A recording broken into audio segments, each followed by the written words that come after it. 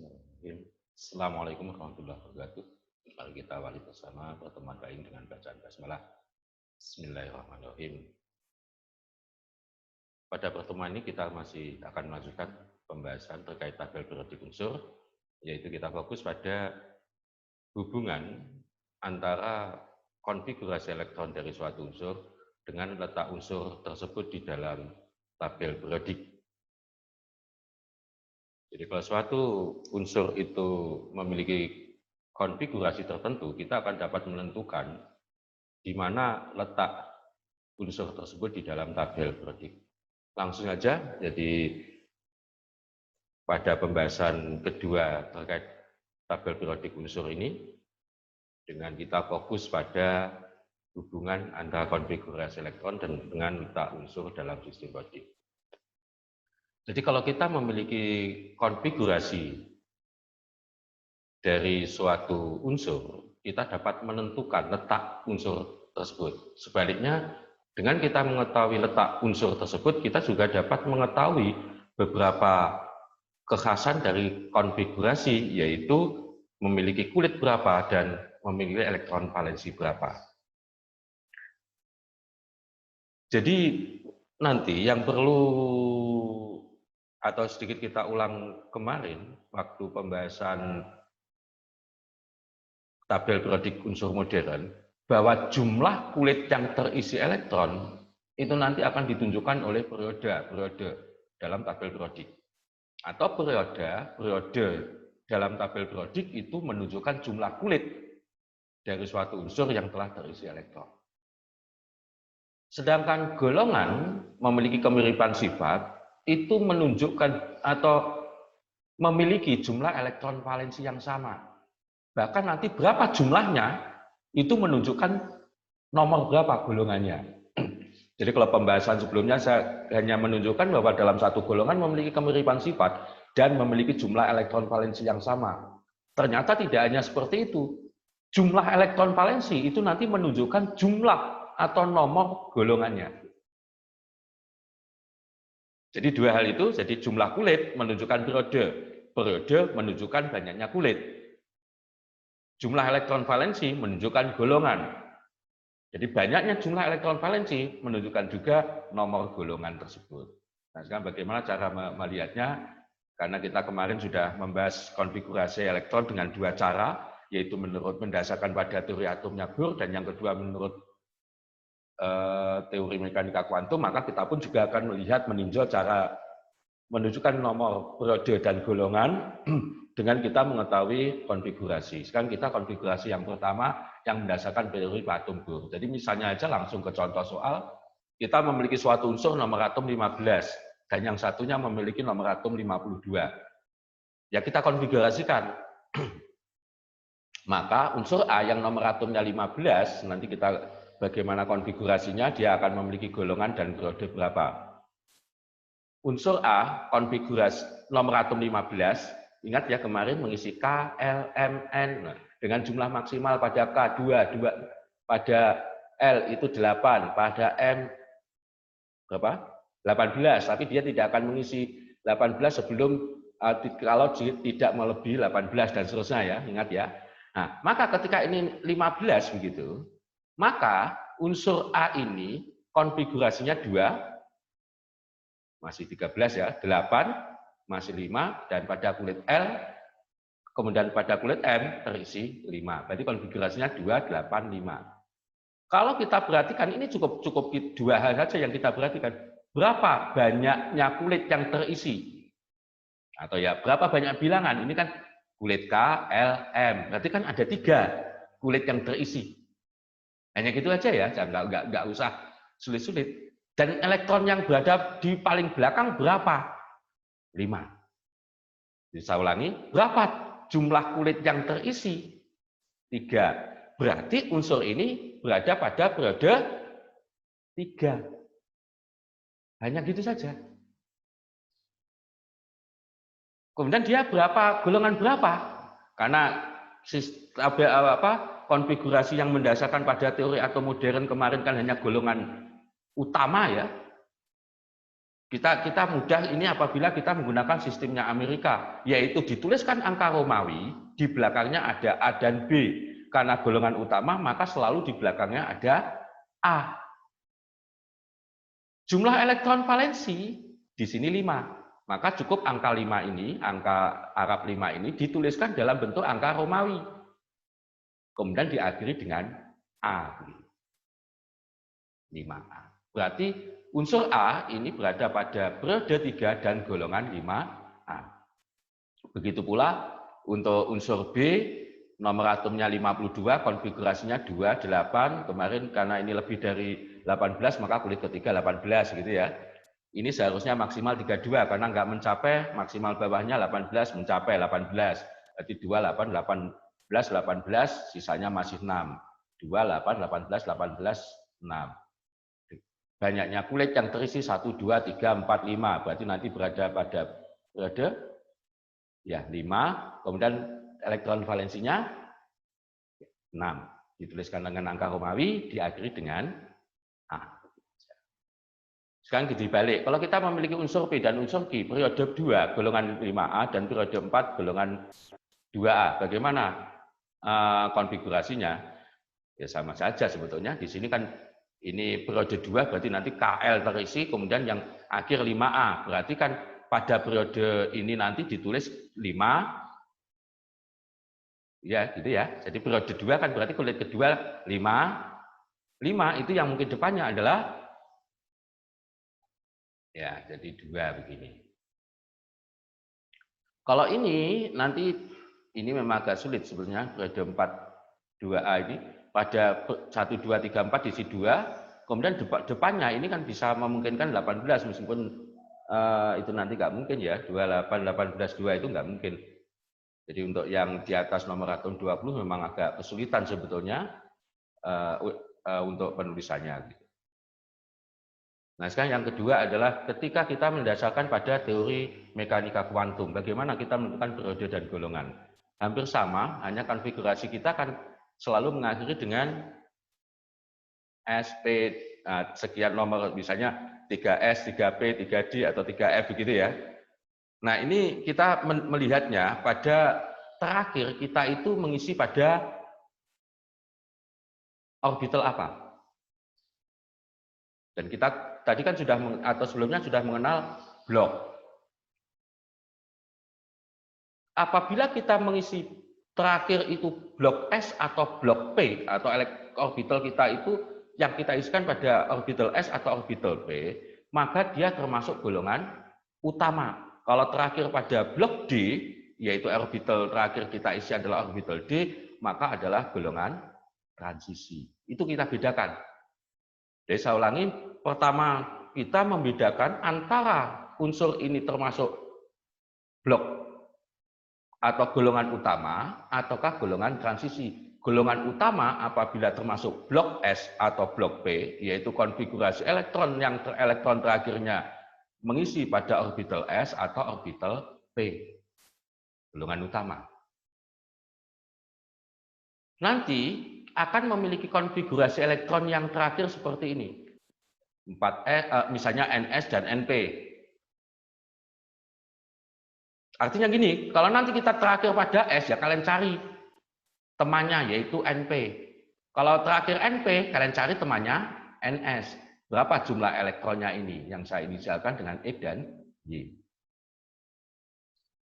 Nanti N ini menunjukkan jumlah kulit. Jumlah kulit menunjukkan periode. X plus Y itu menunjukkan banyaknya elektron valensi. Kemarin dah ya. Nah itu langsung sebagai golongan. Kalau menggunakan sistem Amerika berarti langsung ditulis dengan angka Romawi. Diakhiri dengan A. Tapi kalau kita menggunakan aturan UPEC, kalau akhirannya 12 ya ditulis 12. Kalau 3 ke atas itu berarti ditambah 10. 13 sampai 18 begitu. Di mana nanti ini kemarin sudah ya kita tayangkan kemarin, kalau nanti misalnya jumlah ini N-nya itu berapa berarti periode berapa, kemudian kalau jumlah golongannya Sekali lagi tadi kalau jumlahnya 1 atau 2 ini blok S, kalau ditulis dengan sistem USA seperti ini, 1A, 2A langsung, kalau sistem UPAC seperti ini. Kalau jumlah elektron terakhirnya di X plus Y-nya itu 3 sampai 8, kita kalau menggunakan golongan menurut USA langsung tulis angka Romawi diakhiri dengan A. Kalau menggunakan aturan UPAC, angka tadi ditambah 10. Hanya gitu aja. Sekarang golongan transisi. Aturannya nanti golongan transisi itu kan terakhir D. Nanti misalnya kalian menemukan 3D begitu. Nah, 3D itu sebagai N-1D. Jadi rumusannya N-1 D NS, di mana D terisi X elektron dan Y elektron. Jadi kalau terakhir tadi mengisi 3D, itu artinya N-nya itu justru 4. Karena 3D itu 3 itu N-1, berarti N-nya 3 plus 1, berarti 4. Jadi N nanti menunjukkan periode sama, X plus Y menunjukkan golongan. Hanya agak bedanya. Jadi nanti kalau menggunakan aturannya USA memang agak mudah. Jadi langsung saja diakhiri dengan 3. Kecuali kalau jumlah elektronnya itu 8, 9, 10 itu diberi golongan 8B. Jadi sama, itu satu kolom, meskipun 3 kolom, kemarin sudah saya sampaikan, itu menjadi satu golongan. Kalau jumlahnya 11, justru nomornya 1B. 12, 2B. Jadi ini aja agak beda, jadi dalam penomorannya ini aja. Kalau ini justru nanti akan sama, dia termasuk golongan 3, 4, sampai 12, sesuai dengan jumlah elektron, banyaknya elektron X plus Y ini pada orbital yang terakhir itu. Pada elektron valensinya yaitu N-1D, NS. Jadi kalau menurut USA, nanti elektron valensi yaitu X plus Y-nya itu dituliskan dengan angka Romawi diakhiri dengan kode B. Kecuali yang jumlah 8, 9, 10 nanti 8B, yang jumlah 11 itu justru 1B, 12, 2B. Contoh langsung saya berikan beberapa contoh, langsung kalian bisa memperhatikan di sini. Jadi ya sama dengan tadi. Jadi kalau misalnya aja atom CA itu jumlah elektronnya kan 20. Ini kalau kalian sudah berlatih tentunya ini biasa. Jadi kalau kalian nanti akan mengisi, ini kan CA. Terakhir kalian mengisi 4S2. 4S2. Karena 4S berarti ini kan blok S. Karena blok S, maka dia golongan utama. Untuk menentukan golongan utama, tadi kan NS dan NP.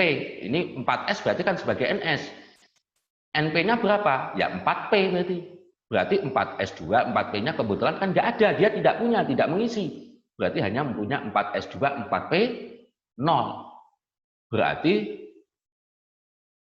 orbit kulit yang terisi itu sebanyak 4, N-nya 4. Jumlah elektron valensinya 2 ditambah 0, berarti 2. Berarti golongan 2A, atau ditulis 2 begini.